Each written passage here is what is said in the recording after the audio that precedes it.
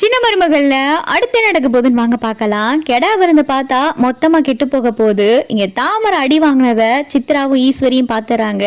இவளுக்கு நல்லா வேணும்டி, அவ பாட்டுக்க அவ உண்டு அவ வேலை உண்டுன்னு சொல்லி இருந்துகிட்டு இருக்கா. இவளுக்கு வாயை வச்சுக்கிட்டு சும்மா இல்லாம இவளுக்கு பெரிய யோகியன்ற மாதிரி அவகிட்ட போய் ஏதாவது வம்பெழுத்து இருப்பாளுக.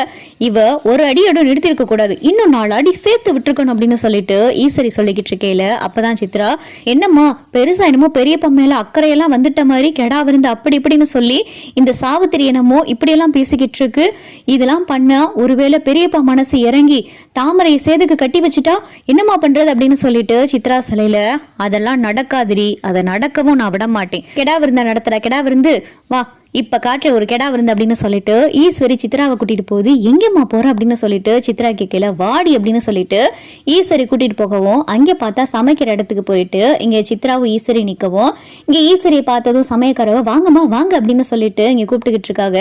என்ன எல்லாத்துலயும் உப்பு உரப்பு காரம் எல்லாம் சரியா இருக்கா அப்படின்னு சொல்லிட்டு ஈஸ்வரி கேட்கவும், அதெல்லாம் சரியா இருக்குமா, நீங்க வேணா டேஸ்ட் பாருங்களேன் அப்படின்னு சொல்லிட்டு சமையக்காரர் பார்த்தா இங்க டேஸ்ட் பாக்குறதுக்காண்டி ஈஸ்வரிட்ட கொடுக்கவும், எல்லாம் சரியா இருக்கே, இப்படி இருந்தா கெடா விருந்து ரொம்ப குதூகலமால போயிரும், அப்புறம் இந்த சாவித்திரிக்குல நல்ல பேர் கிடைச்சிரும், கெடா விருந்து நல்லபடியா நடக்க கூடாது அப்படின்னு சொல்லிட்டு, சரி சரி சமையல் வேலையெல்லாம் முடிஞ்சிருச்சுதானே அப்படின்னு சொல்லிட்டு ஈஸ்வரி கேட்கவும், சமையல்லாம் முடிஞ்சிருச்சுமா, இன்னும் கொஞ்ச நேரத்துல பந்தி பரிமாறலாம் அப்படின்னு சொல்லிட்டு சமையல்காரன்னு சொல்றாரு. சரி அதுக்கு முன்னாடி சாமி கும்பிடணும், அங்க எல்லாரும் உங்களை கூப்பிட்டுக்கிட்டு இருக்காங்க வாங்க அப்படின்னு சொல்லிட்டு ஈஸ்வரி சொல்லவும், சமையல்காரன் பார்த்தா, ஏப்பா எல்லாரும் போட்டதை போட்டுட்டு வாங்க சாமி கும்பிட போலாம் அப்படின்னு சொல்லிட்டு இங்க சமையல்காரர் எல்லாத்தையும் கூட்டிட்டு போயிறாரு. அப்பதான் பார்த்தா ஈஸ்வரி உப்பு மிளகா எல்லாத்தையும் எடுத்து பார்த்தா ஒவ்வொரு அண்டாக்குள்ளையும் கொட்டிக்கிட்டு இருக்கு. என்னம்மா பண்ற என்ன பண்ற, யாராவது பார்த்துட்டு அவ்வளவுதான் அப்படின்னு சொல்லிட்டு சித்ரா சொல்லையில, யாரும் பார்க்க மாட்டாங்கடி, எல்லாரும் கோயில்கிட்ட சாமி கும்பிட்றக்காடி நிக்கிறாங்க, நம்ம வந்த வேலையே இதுதான், ஒன்னால முடிஞ்சதையும் உப்போ மிளகாயோ என்னத்தையும் எடுத்து கொட்டி விடு அப்படின்னு சொல்லிட்டு இங்க ஈஸ்வரி சொன்னதும் சித்ராவும் பார்த்தா உப்பையும் மிளகாயும் எடுத்து எல்லாத்துலயும் கலந்து விட்டுக்கிட்டு இருக்கு.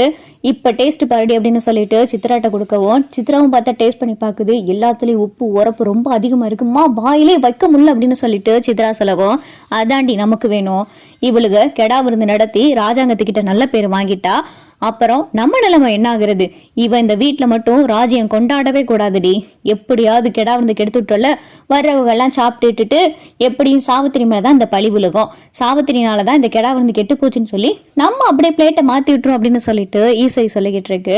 அப்புறம் பார்த்தா பந்தியும் பரிமாறுறாங்க, எல்லாரும் உட்காந்துறாங்க சாப்பிட.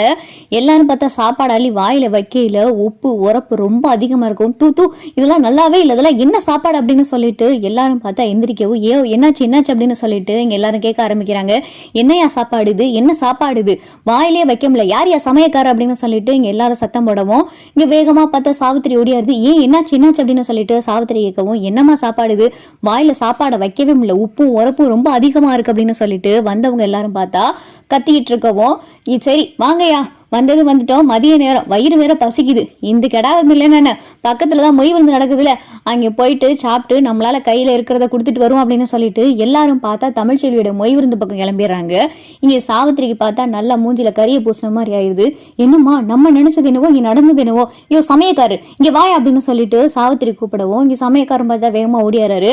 என்னையா என்ன சமைச்சு தொலைஞ்ச, வந்தவங்க எல்லாம் சாப்பிட முடியாம போயிருச்சு, என்னையா பண்ணி வச்ச அப்படின்னு சொல்லிட்டு சாவித்திரி கேட்கவும், அம்மா நான் எதுவுமே பண்ணலம்மா, சாப்பாடெல்லாம் டேஸ்ட் பார்த்தோம், நம்ம கடைசி நேரத்துல சாமி கும்பிட போயிட்டு வந்து பாக்குறதுக்குள்ள இப்படி ஆயிடுச்சுமா, நாங்க எதுவுமே பண்ணலமா அப்படின்னு சொல்லிட்டு சமயக்கார சொல்லும். என்னைய சொல்ற அப்படின்னு சொல்லிட்டு சாவித்திரி கேட்கவும், ஆமாம்மா நாங்க போயிட்டு வரதுக்குள்ளதாம இந்த மாதிரி மாறிடுச்சு அப்படின்னு சொல்லிட்டு சமயக்காரர் சொல்லவும் சாவித்திரிக்கு பார்த்தா சந்தேகம் வருது.